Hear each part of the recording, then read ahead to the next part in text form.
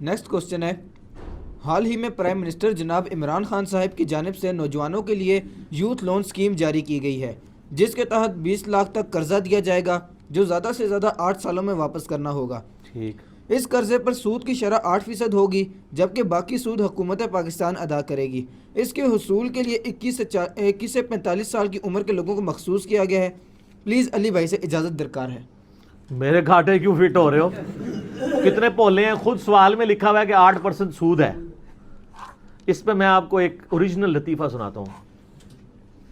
مولانا مودودی رحمہ اللہ تعالیٰ عصر سے لے کے مغرب تک اپنے گھر میں ایک علمی مجلس کیا کرتے تھے۔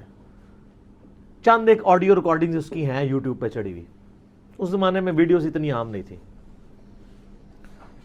تو اس میں ایک بندے نے آ کے سوال کیا کہ جی وہ ایک بندہ ہے جی، بڑا غریب ہے جی، وہ بینک میں پیسے جمع کرا کے سود کھا سکتا ہے؟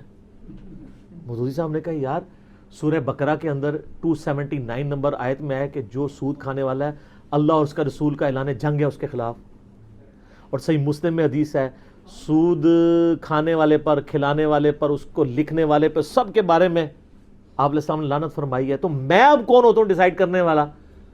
وہ کہنے لگا نہیں، اگر حضرت زندگی موت کی کشمکش بن جائے، یہ ہو جائے وہ ہو جائے، پوری اس نے کہانی دوبارہ سے بلڈ کی۔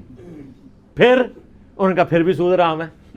کرتے کرتے اینڈ میں مودودی صاحب جب تنگ آئے انہوں نے کہا بیٹا بات یہ ہے کہ وہ سود کھا کے خود دوزخ میں جانا چاہتا ہے، مجھے کیوں ساتھ گھسیٹ رہا ہے؟ تو سر یوتھ لون تسی لینا ہے، منو وچ نال کیوں بتر ہوندے ہو؟ تسی جانو تے پرائم منسٹر جانے۔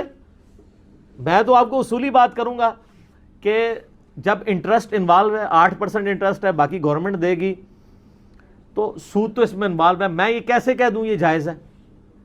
اور میں یہ بھی نہیں آؤں گا کہ آپ پہ زندگی موت کی کشمکش ہے۔ زندگی موت کی کشمکش اگر آپ کی بنی ہوئی ہو تو آپ کے لیے اس کے بعد اور ریسورسز موجود ہیں۔ گورنمنٹ نے لنگر کھانے بھی شروع کر دیے، جائیں وہاں سے روٹی کھائیں۔ پھر آپ ضرور سود کھانا چاہتے ہیں تو گورنمنٹ کو میں ریکویسٹ کروں گا اس کی بجائے اسلامک بینکنگ شروع کرتے ہیں۔ پرائم منسٹر خود بھی سود کو حرام سمجھتے ہیں، ان کے ساتھ کئی لوگ اٹیچ ہیں اس وقت جو یعنی سود کو حرام سمجھتے ہیں، اور ہمارے باقاعدہ آئین میں بھی ہے کہ اینٹی سود جو بینکاری کا نظام ہوگا۔ تو اس وقت جو اسلامک بینکنگ پاکستان میں چل رہی ہے کافی حد تک کچھ کمزوریوں کے باوجود اس میں پازیٹیو چیزیں ہیں۔ تو کسی اسلامک بینک کے ذریعے پرسنل لون، لیکن پرسنل لون ہی ہوگا، پھر وہ کنٹریبیوشن والا لون ہوگا۔ یہاں تو ٹوٹلی پرسنل لون ہے نا، پرسنل لون تو ہو ہی نہیں سکتا۔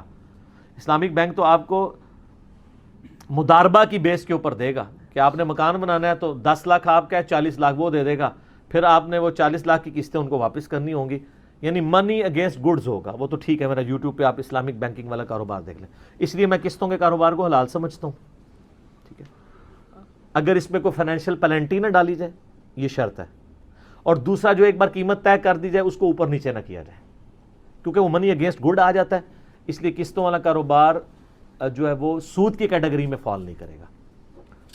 آپ کو بتائیے یہ پچھلے دنوں انہوں نے یعنی جناح انٹرنیشنل ایئرپورٹ کی توسیع کرنی تھی کراچی والے کی، تو 6 ارب روپے کا سامان اسلامک بینکنگ کے تھرو آیا، اور یعنی اسلامک بینکنگ والوں نے گورنمنٹ کو قرضہ دیا، قرضہ نہیں دیا انہوں نے، پرسنل لون تو وہ دیتے نہیں، انہوں نے کہا کہ ہم 6 ارب کا سامان باہر سے خریدیں گے، پھر وہ سپوز 6.25 ارب میں انہوں نے حکومت کو بیچ دیا قسطوں میں۔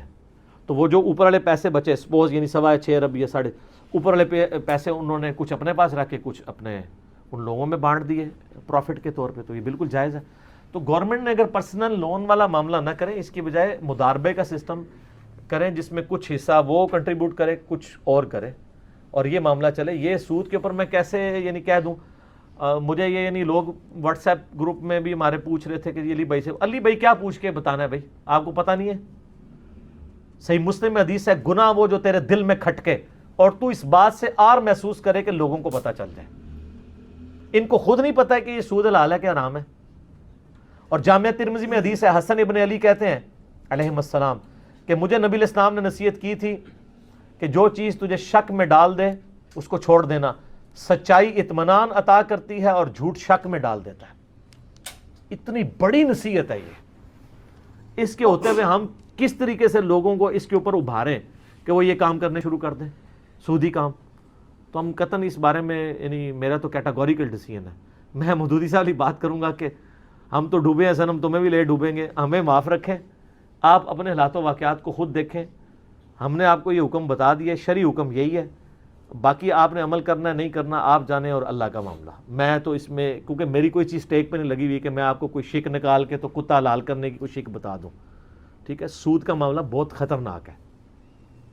اور اس میں جو غامدی صاحب نے ایک جدید فتنہ کھڑا کیا تھا نا, فتنہ پنجابی والا نہیں عربی والا, آزمائش.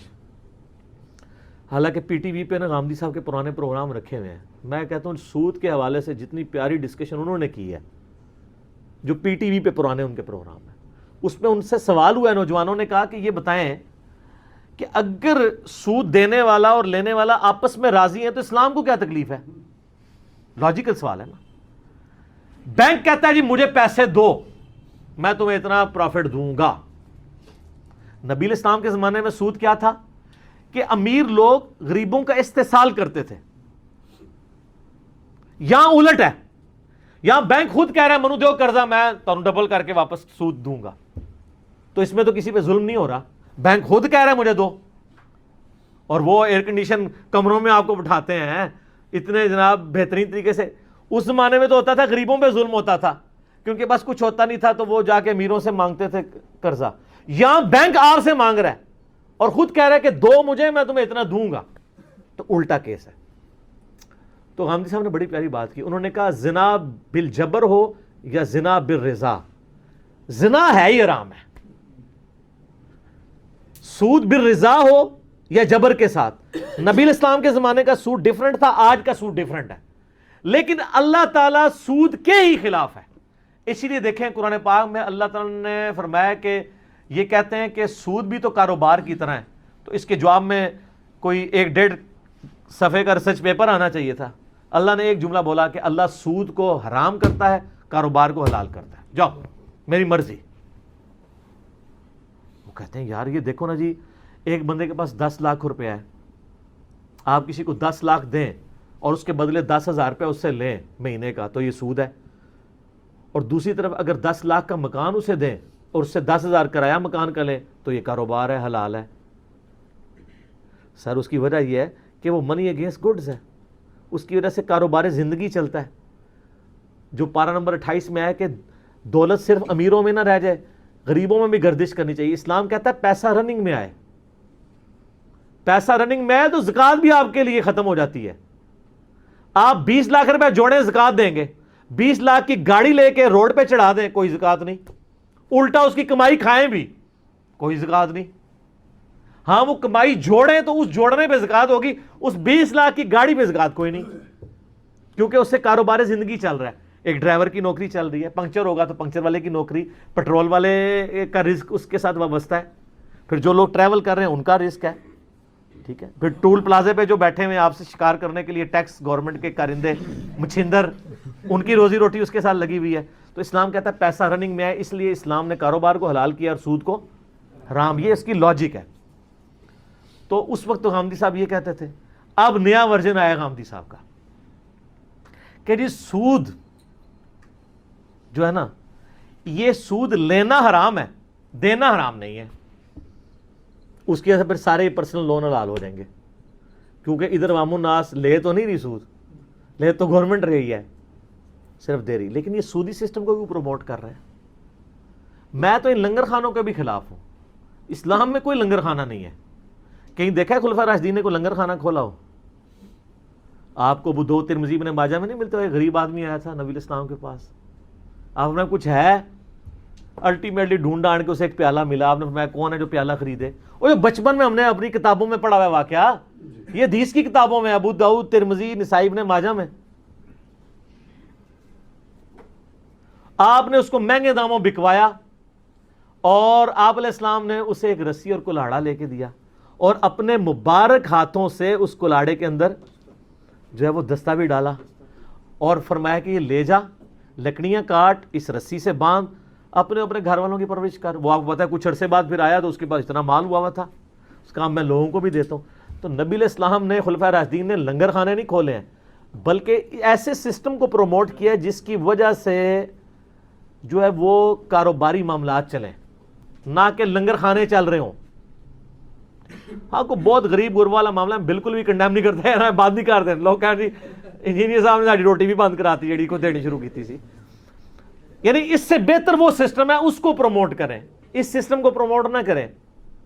تو اب غامدی صاحب کا نیا ورژن ہے, وہ کہتے ہیں دیکھیں جی سود جو ہے نا وہ دینا جو ہے وہ حرام نہیں ہے, لینا ہے. تو بینک لے رہا ہے وہ مجرم ہے, لیکن آپ اس سسٹم کو سپورٹ تو کریں, آپ تو مظلوم ہیں, آپ کو مجبوراً دینا پڑ رہا ہے.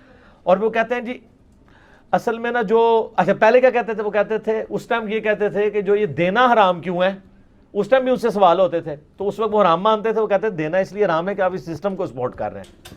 آج ان کو یہ لاجک بھول چکی ہے. اب نیا ورژن آیا, لوگ ہمیں رابطہ کر رہے ہوتے ہیں جی آپ غامدی صاحب کو پروموٹ کر رہے ہیں, جی غامدی صاحب کی ان چیزوں کے خلاف کیوں نہیں بولتے. میرے علاوہ تو کسی نے غامدی صاحب کا علمی رد ہی نہیں کیا, باقی تو سارے کہانیاں کرا کے غصے نکال کے, کبھی کہتے ہیں اس کی شکل مسلمانوں والی نہیں, کبھی کہتے ہیں اس نے داڑھی نہیں رکھی ہوئی, کبھی کچھ کرتے ہیں. میں تو لاجیکلی غامدی صاحب سے داڑھی کے مسئلے میں اختلاف کیا تو ان کو پرانی اپنی تحریروں کے ان کی تحریروں کے حوالے دیے ہیں. اگر میں نے ان سے آج اختلاف کیا تو میں کہتا ہوں سر پی ٹی وی والا اپنا ہی پرانا پروگرام دیکھیں, وہ لاجیکل تھا اور بات بھی ٹھیک تھی. اور اسی میں مارٹگیج والا بھی ایشو آ جاتا ہے. اب علماء کہہ رہے ہیں جی ایک مکان مارٹگیج کے ذریعے بنا لیں کیونکہ بیسک نیڈ ہے. مکان بیسک نیڈ ہے, ذاتی مکان بیسک نیڈ نہیں ہے. پاکستان میں کتنے پرسنٹ لوگ ہیں جن کے ذاتی مکان ہے؟ میرا شاید 25% لوگ ہوں, باقی سب کرایوں پہ رہ رہے ہیں. تو وہ کہیں گے ہماری بیسک نیڈ ہے, ڈاکے مارنے شروع کر دیں, سودی کام شروع کر دیں. شیلٹر بیسک نیڈ ہے, اپنا ذاتی شیلٹر بیسک نیڈ نہیں ہے. ہاں ایک اچھی خواہش ضرور ہو سکتی ہے, اس کے لیے آپ حرام کا راستہ اختیار نہ کریں. باہر کے ملکوں میں مارٹگیج اگر کوئی اسلامک بینکنگ والے کر رہے ہیں, منی اگینسٹ گڈز, جس میں ریٹس وہ بدلیں نہ, ریٹ آپ کے ساتھ فکس طے کریں, یعنی اس کا جو انہوں نے کرایہ لینا ہے, میں سود کے ریٹ کی بات نہیں کر رہا, منی اگینسٹ گڈز والا, تو ضرور کریں. باقی بچنے میں عافیت ہے میرے بھائی. Ultimately at the end of the day ان چیزوں کا نقصان ہی ہوتا ہے. باقی جو فقہ حنفی کا فتویٰ ہے نا کہ آپ دارالکفر میں سود لے کے کھا سکتے ہیں اور دارالاسلام میں نہیں دارالسلام میں نہیں کھا سکتے, یہ غلط ہے, ہم نہیں اس کو مانتے. ورنہ تو ویسے تو آپ کے علماء بولنے پہ ہیں تو وہ پاکستان کو بھی دارالکفر ہی مانتے ہیں. وہ کہتے ہیں یہ کون سا اسلامی سسٹم ہے؟ تو دارالاسلام ہے کدھر ہے؟ وہ ریاست مدینہ یعنی 1400 سال پہلے ہی گزری ہے نا. تو ظاہر ہے یہ دارالاسلام ہی ہے, ظاہر ہے ٹوٹی پوٹی فارم میں. باقی کمزوریاں تو خلفائے راشدین کے بعد اس طریقے سے مکمل طور پہ تو سسٹم اسٹیبلش نہیں ہوا نا. تو یہ پرسنل لون جو ہے میں تو اس کو غلط سمجھتا ہوں. ٹھیک ہوگا جی.